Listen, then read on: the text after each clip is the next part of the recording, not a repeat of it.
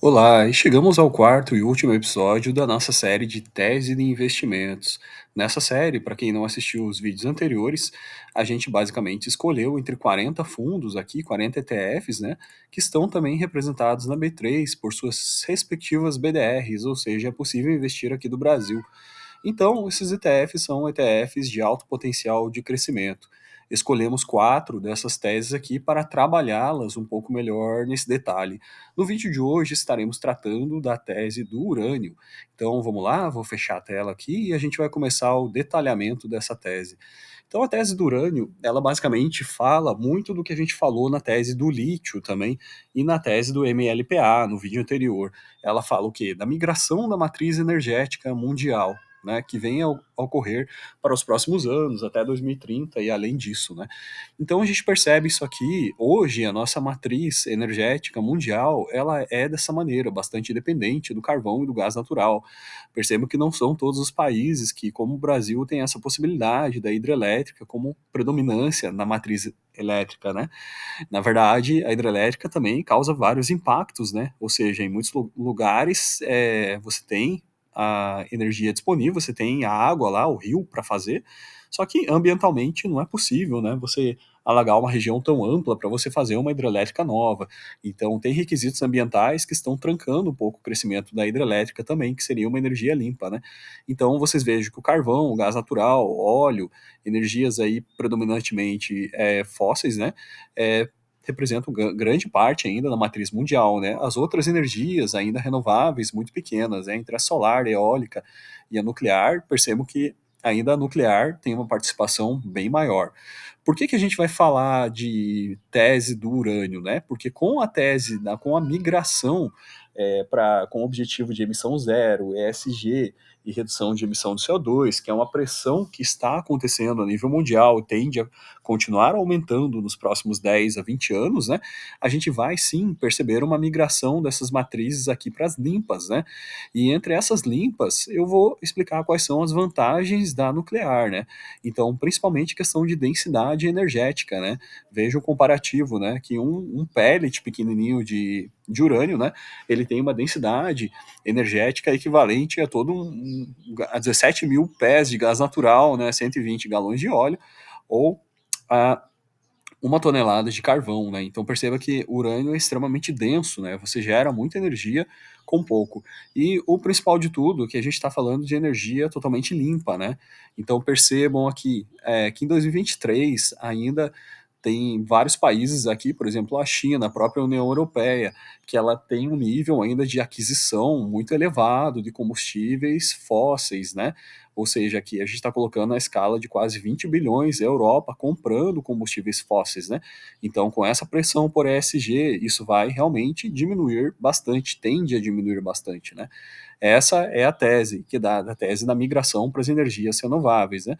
E aí, dentro dessa migração, a gente apresenta aqui justamente essa tese do urânio. Aqui estão também um pouco onde é que são distribuídas, né, na verdade, as mineradoras e a geração de urânio ao longo do mundo, né. Percebam aqui o Cazaquistão, a Austrália, Canadá, bastante, principalmente, né. Tem até um pouco no Brasil, aqui na África do Sul, né. Enfim, está bastante disseminado no mundo. Então, do que trata a tese do urânio? O urânio, na verdade, o ECTF URA 11, que ele investe nisso aqui, ele é direcionado à mineração e produção de componentes nucleares, né? Novamente, os benefícios dessa energia emergente, né? Zero emissões, né? Principalmente, e como nessa quesito de migração energética, a energia nuclear tende a ser sim uma solução viável para você sair dos combustíveis fósseis, né? Como uma forma mais segura, né? Porque as outras formas de produção, por exemplo, eólica e solar, elas têm uma estabilidade mais baixa de geração, né? A nuclear realmente, além da eficiência, ela tem uma disponibilidade de entrega muito mais alta.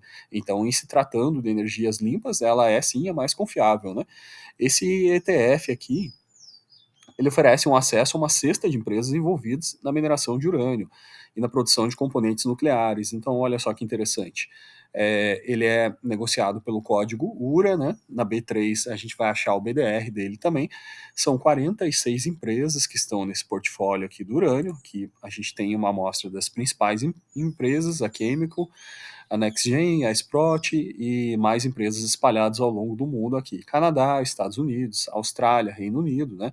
Todos os países que trabalham forte no requisito mineração, né? Basicamente o Canadá, né? Aquela região do Canadá onde tem bastante mineradoras desse mineral, do urânio.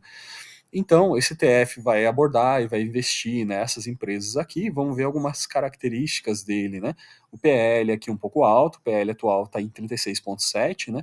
E a gente percebe um beta dele também similar ao beta do S&P 500, né? Quer dizer, a variabilidade dele. Bom, e como é que está o histórico desse ETF do urânio, né? Percebam esse gráfico, é bastante interessante, porque o urânio teve uma queda extremamente brusca, né? Em 2011, lá, todo mundo se lembra o que aconteceu, né? O evento lá de Fukushima, né? O que realmente causou um grande, sim, transtorno, uma grande insegurança com relação à energia nuclear, né? Então, se passaram longos anos, né? Você imagina quem estava investindo em urânio nessa época aqui do acidente, né? Realmente viu seu patrimônio ser bastante dilapidado, né? Até a pandemia. No pós-pandemia, o que a gente percebe? E nesse cenário mais de contexto, de migração para energias limpas, a energia nuclear tem sido novamente colocada, alçada a um patamar de segurança energética interessante. Então, você percebe bastante investimento e bastante crescimento no setor, desde 2021, 2022, 2023 e continua crescendo. Então, olha só que bacana. Para quem está comprado nessa tese já há mais algum tempo, né, pegou todo esse pico aqui de evolução, né, de 2021 para cá, a gente está falando de 145% de aumento, né, nessa tese do urânio, né. Não é nenhuma recomendação de investimento, né, mas percebam que essa tese aqui tem tudo a ver com a questão de transição energética para matrizes limpas, considerando uma energia extremamente eficaz, né, como vimos aqui. Então, vamos lá. No balanço geral das nossas teses aqui, para a gente fazer o fechamento do comparativo, a gente viu primeiro aqui a tese da IA, né? A gente viu a tese de empresas que investem em tecnologia e inteligência artificial, uma tese bastante interessante. A gente viu a tese do lítio, basicamente, e se tratando também de energias limpas, transição energética, questão de baterias, né? Principalmente. A gente viu a tese do MLPA, que é uma tese que ela está relacionada também à transição energética, e por último aqui a tese do urânio. Em comparativo, no final de tudo aqui, eu queria colocar esse gráfico para vocês. Então, nesse gráfico aqui, a gente tem basicamente um comparativo entre todas essas teses que a gente avaliou até o final.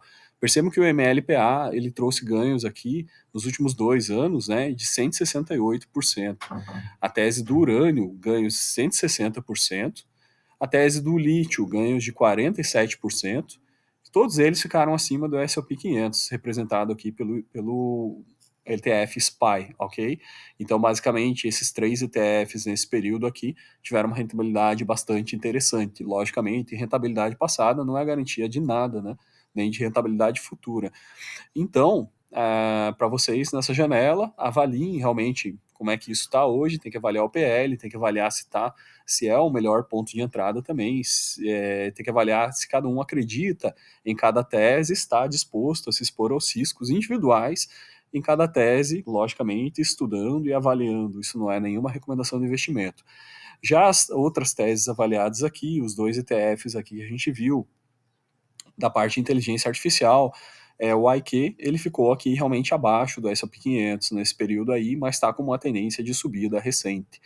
Então, fecho com esse breve histórico final aqui, a nossa série de 4 episódios das teses de investimento, né?